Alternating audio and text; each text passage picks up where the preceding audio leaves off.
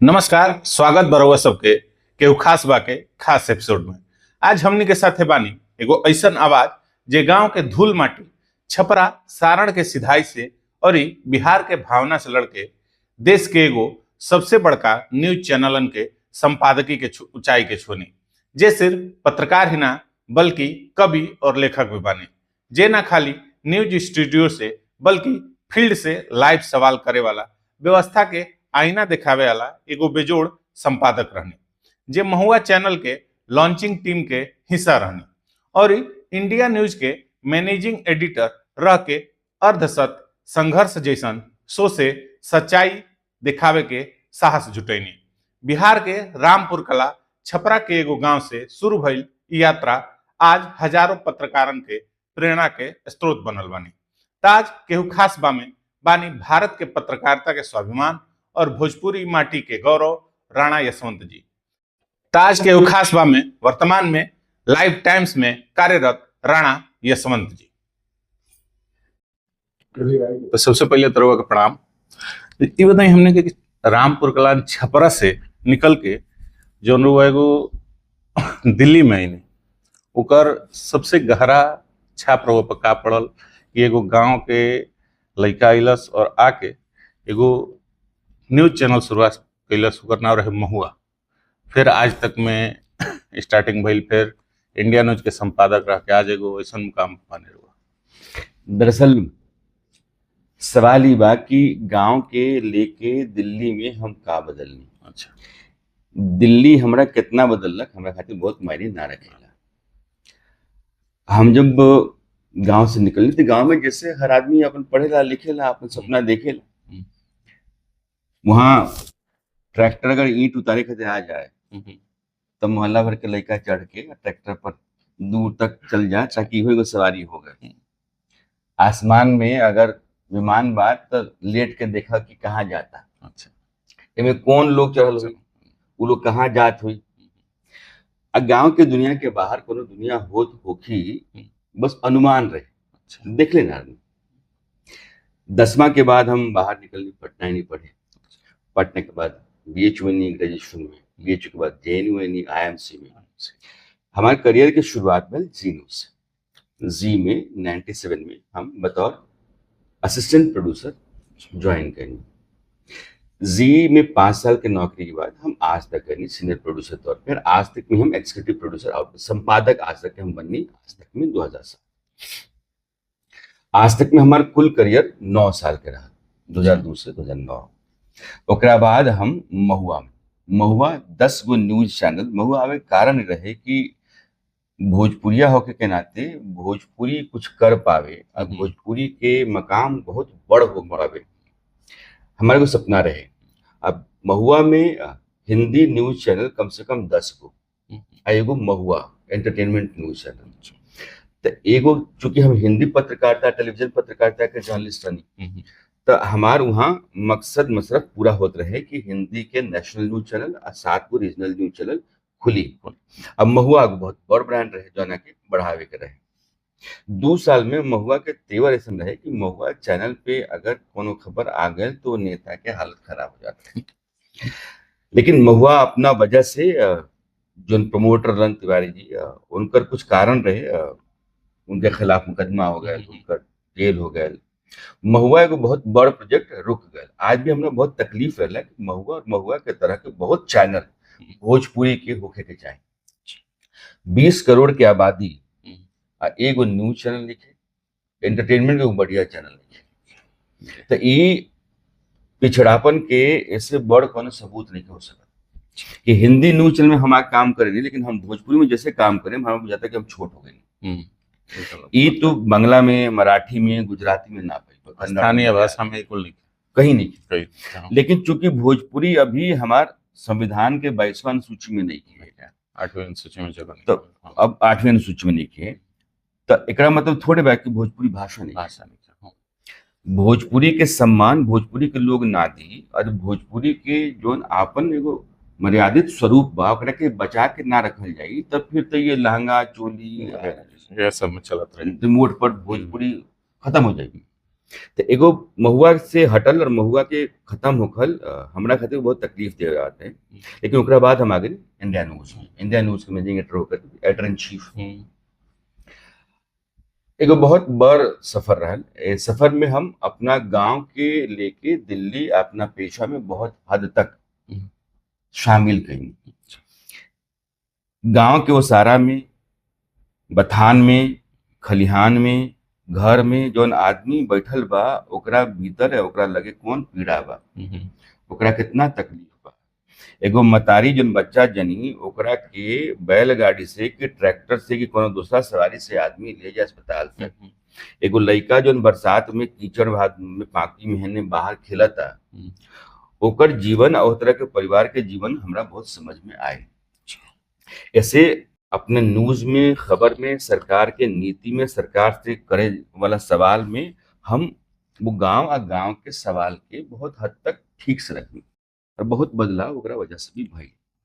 अच्छा, गांव से दिल्ली के बड़का न्यूज रूम तक के सफर में अपना अंदर का सबसे बड़का बदलाव देखने? बदलाव बहुत मोटे तौर पर का होला, देख हमरा इतना बुझा गल कि हाई स्कूल तक तू जौन बा तहर माटी हुए है। बाद में ओकरा कप बना दे, ओकरा के घड़ा बना दे, ओकरा के मकान बना दे, अलग आकार दिहल। लेकिन जौन मूल बात बा कि तहार आपन सोचे के, समझे के, लोग से मिले जुले के तरीका का हुई, ई मैट्रिक तक के ही संस्कार आ पढ़ाई लिखाई से तय होला। ओकरा बाद तहरा में तेवर आ जाला, तहार दुनिया के देखे के, सोचे के, समझे के नजरिया बढ़ जाई। लेकिन कोनो आदमी से, कोनो सवाल पर, कोनो समाज से तारा जब भी इंटरेक्ट करे के हुई तो वो जो तू बनल बारा ओकरे आधार पर तू करबा। बहुत बदलाव ना होला, समझदारी बहुत हो जाई। तू किताब लिख देबा, तू बहुत बड़ बड़ खबर के जरिए सरकार बदल देबा, आपन एगो बहुत बड़ मकाम बना लेबा। लेकिन तू का हुआ उहे 15 साल तय करेला जे तू तैयार होके आवेला। जी बताइए, वो मन में शुरू से रह गए हाँ भाई पत्रकारिता में ही हमरा एगो मकाम बनावे के बा कि और ही कोनो रह गए एगो और अलग दुनिया बड़ा में जाए? जरूरी बा। गांव देहात के जितना लड़का बारन सन ओकनी के गांव में जब हम लोग पढ़ी ना, तू लोग पढ़ता रहा हम तो सपना होला कि हम इंजीनियर बन जाए, डॉक्टर बन जाए।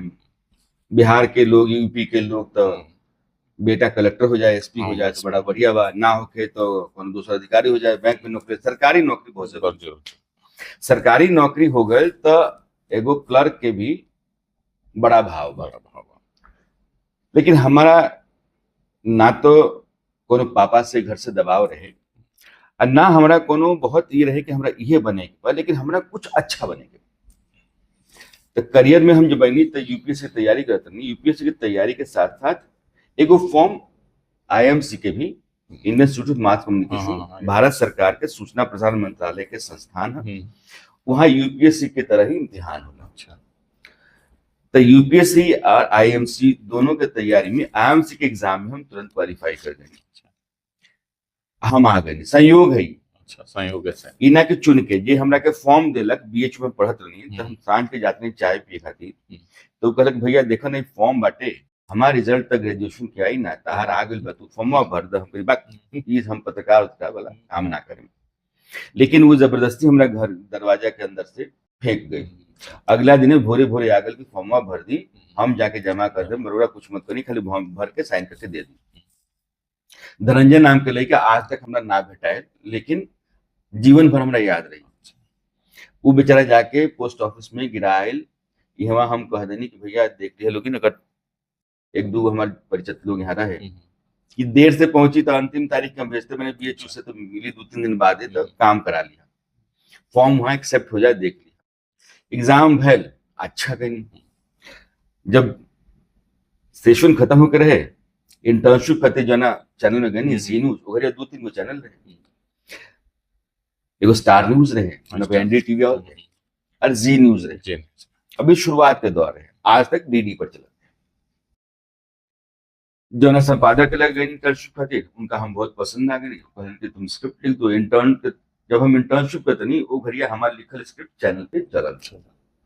एगो लगाव रुझान भैल कि नहीं हो पेशा बहुत बढ़िया बा, पढ़े लिखे के बाद समझदारी के बाद ठीक बा आ ऐनी अभाव मिलत चल गए, करियर में तरक्की हो चल गए, हमरा लगल कि देश के समाज के बदले खातिर ये पेशा भी बहुत अच्छा बा, हम इसमें आ गए।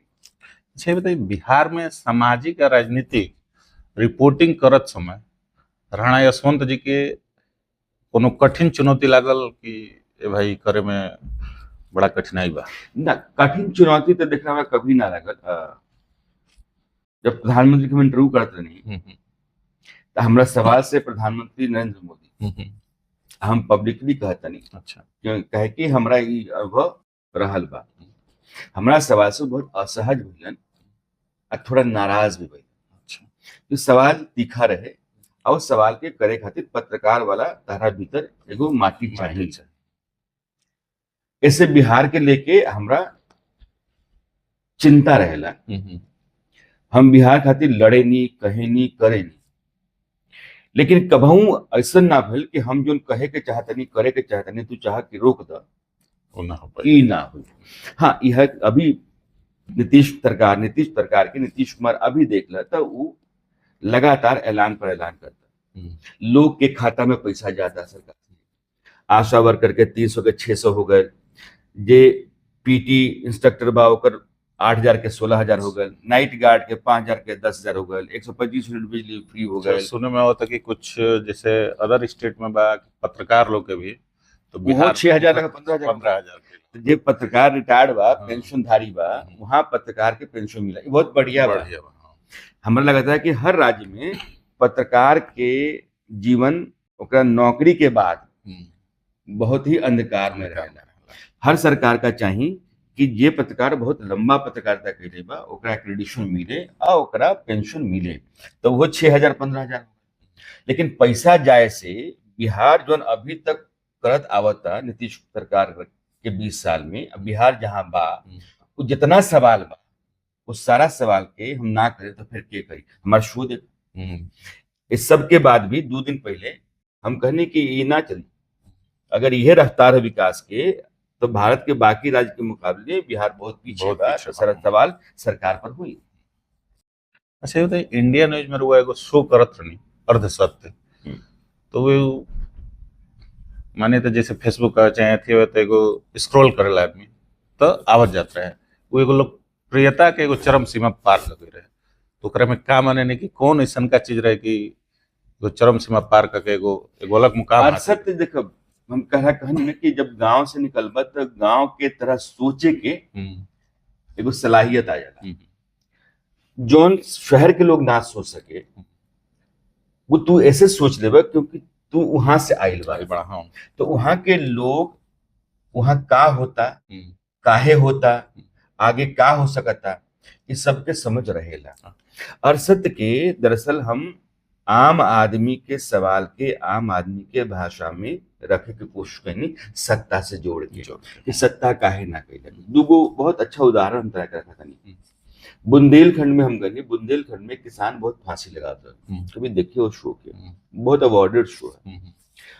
अब वो फांसी चूंकि लगातार एक ही तरह के फसल बोला के बाद पानी नहीं के हो, फसल लगातार किसान बोई, कर्जा ली, कर्जा के चुकावे में समर्थ नहीं खे, तो कर्जा के बोझ इतना ज्यादा बढ़ल बा, सरकार काहे नहीं के चाहत कि पैटर्न जो क्रॉप के बा चलत चलत जो हमारे चैनल बा केहू खास बा ओकरा दर्शकन खातिर एगो तो तेहू खास बा कि हम तार 2-3 एपिसोड देखेंगे। तो हमें लगा कि बहुत अच्छा काम भोजपुरी खातिर करता रहा, तो अनुराग के केहू खास बा के हमारा तरफ से बहुत बधाई, बहुत साधुवाद।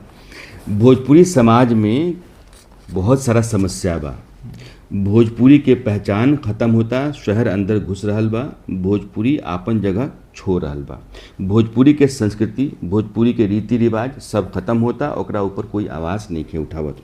भोजपुरी के जितना पुरोधा लोग बा खाली अपन पैसा कमाए खातिर, अपना चेहरा चमकावे खातिर काम करता लोग, वो भोजपुरी के बचावे और भोजपुरिया समाज के खड़ा करे खातिर, बड़ा करे खातिर, मजबूत करे खातिर, भोजपुरी के खातिर लड़े खातिर वो कहीं नहीं खे। ऐसे ये जो गंभीर सवाल बा, ये भोजपुरी के जितना भी ऐसन लोग बा जेकरा ऊपर जिम्मेदारी जवाबदेही बा, या वो लोग समझता कि ना हमरा कुछ करे के चाही, वो सब लोग के जोड़ के तू कोनो एगो मंच तैयार कर, वो मंच पे हमारा सहयोग हमेशा रही। धन्यवाद।